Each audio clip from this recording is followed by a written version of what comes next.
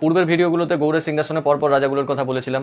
তারপরে হচ্ছে বাংলার সিংহাসনে হচ্ছে পুরোপুরিভাবে মোগলদের হচ্ছে আধিপত্য হতে শুরু করলো, এই ব্যাপারটাও বলেছিলাম। কররানী রাজবংশ হচ্ছে গৌড়ের লাস্ট সিংহাসনে বসে এবং তারপরে হচ্ছে মোগলদের আওতায় কিছুটা অংশ, বাংলার কিছুটা অংশ মোগলদের আওতায় আছে। তারপরে বারো ভূঁইয়াদের সঙ্গে মোগলদের সংঘর্ষ হয় এবং বারো ভূঁইয়াদেরকে সমূলে বিনাশ করে বাংলায় পুরোপুরি আধিপত্য বিস্তার করে মোগলরা। এবার কি করে এই ব্যাপারগুলো হলো, এই ব্যাপারগুলো নিয়ে আলোচনা করছি।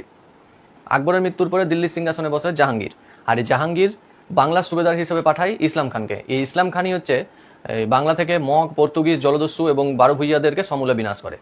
পূর্বে বলেছিলাম মানসিংহ তন্ডা থেকে বাংলার রাজধানী রাজমহলে স্থানান্তরিত করে এবং এই ইসলাম খান এসে রাজমহল থেকে ঢাকাতে স্থানান্তরিত করে।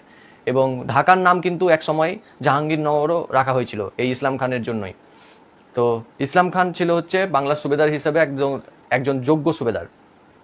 আর এই সময় হচ্ছে ঢাকায় হচ্ছে অনেক রকম মসজিদ এবং ধর্মীয় স্থান তৈরি হয় এবং ঢাকার অনেক উন্নয়নমূলক কর্মসূচিও নেওয়া হয়।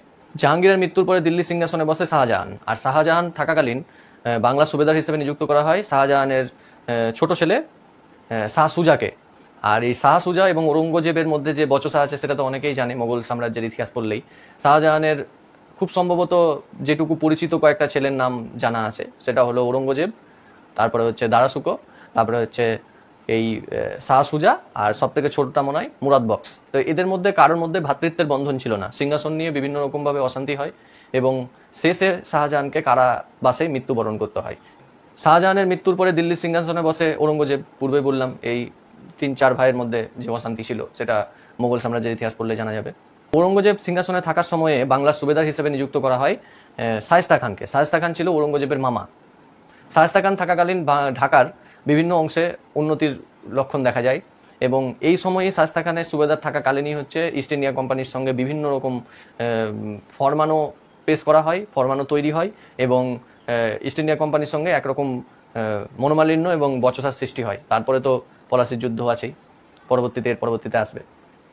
এই শায়েস্তা খান যখন সুবেদার হিসেবে নিযুক্ত ছিল এই সময় ঔরঙ্গজেবের একজন প্রিয় পাত্র, যিনি 1695 খ্রিস্টাব্দে হায়দ্রাবাদের দেওয়ান হিসেবে নিযুক্ত হয়, সেই মানুষটা হলো মুর্শিদ কুলি খাঁ। মানে এই মুর্শিদ কুলি খান নাম কিভাবে সূর্যনারায়ণ হলো, কিভাবে হায়দ্রাবাদের দেওয়ান হিসেবে নিযুক্ত হলো, ঔরঙ্গজেবের প্রিয় পাত্র হিসেবে কিভাবে তৈরি হলো, এই ব্যাপারগুলো নিয়ে মুর্শিদ কুলি খাঁর ব্যাপারে আলাদা করে একটা আলোচনা হবে।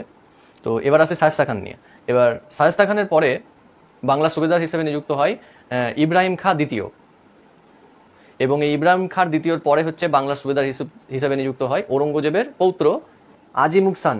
আর এই আজিম উফসানের বাবা হচ্ছে দ্বিতীয় বাহাদুর শাহ। দ্বিতীয় বাহাদুর শাহ হচ্ছে এই ঔরঙ্গজেবের ছেলে। আর আজিম উফসানের ছেলে আবার ফারুক সিয়ার।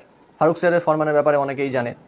তো এই আজিম উফসান যখন বাংলার সুবেদার নিযুক্ত হয় কিছুদিন পরে অসুস্থতার কারণে বাংলার সুবেদারি ছেড়ে দেয় এবং সেই সময় হচ্ছে আমি বললাম পূর্বে মুর্শিদ কুলি খাঁর কথা, 1695 সালে হায়দ্রাবাদের দেওয়ান হিসেবে নিযুক্ত হয়। তারপরে মুর্শিদ কুলি খাঁ 1700 সালে বাংলার দেওয়ান হিসেবে নিযুক্ত হয়। নিযুক্ত হওয়ার পরে এই আজিম উফসান যখন অসুস্থ হয়ে পড়ে সেই সময় ঢাকা থেকে নিজের দেওয়ানি ব্যবস্থা স্থানান্তরিত করে মুর্শিদাবাদে। আর মুর্শিদাবাদে এসেই হচ্ছে নিজের নাম অনুসারে সেখানকার নাম রাখে মুর্শিদাবাদ।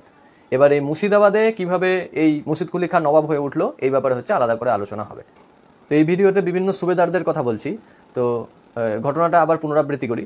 তো কররানী রাজবংশ যখন এখান থেকে পুরোপুরিভাবে সমাপ্ত হলো তারপরে বারো ভূঁইয়া। এবার বারো ভূঁইয়া পরে মোগলদের কোনো রাজা কিন্তু এখানে রাজত্ব করেনি, মানে বাংলায় রাজা হিসেবে নিযুক্ত হয়নি।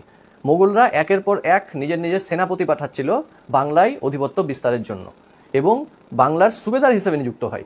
যেসব সুবেদারদের নাম বললাম, সুবেদার বলতে মানে সুবেদারদের একটা করে রাজা থাকবে, মানে দিল্লিতে বসে থাকতো মোগলদের প্রধান রাজা এবং সুবেদার হিসেবে কাউকে পাঠাতো এখানকার সমস্ত কিছু দেখাশোনা করার জন্য, মানে বাংলার সমস্ত কিছু দেখাশোনা করার জন্য এবং বাংলাকে যাতে মোগলদের হাতের মুঠোয় রাখে এই জন্য এই সুবেদারগুলো নিযুক্ত করা হতো। এই সুবেদারদের নামগুলো আমি পরপর বললাম।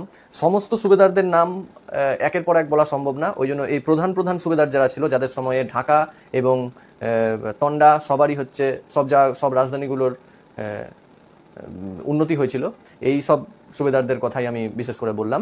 এবার প্রথম হচ্ছে মুর্শিদাবাদ যখন স্থানান্তরিত হয় রাজধানী, এই সুবেদার থেকে নবাব হিসেবে নিযুক্ত হয়, মানে নবাব হিসেবে সিংহাসনে বসে এই মুর্শিদ কুলি খাঁ। এবং মুর্শিদ কুলি খাঁর পরবর্তী যারা আছে তাদের তো নাম জানা আছে, আলীবর্দী খাঁ, তারপরে সিরাজউদ্দৌলা, এই সব ব্যাপার আলোচনা আসবে। তো এখানেই সমাপ্ত। পরবর্তীতে মুর্শিদ কুলি খান নিয়ে আলাদা করে ভিডিও তৈরি করব, এবং তার পরপর যেসব রাজা মুর্শিদাবাদের রাজা হবে বা বাংলা বিহার উড়িষ্যার স্বাধীন নবাব হিসেবে তৈরি হবে এই ব্যাপারে আলোচনা করব। তো এখানেই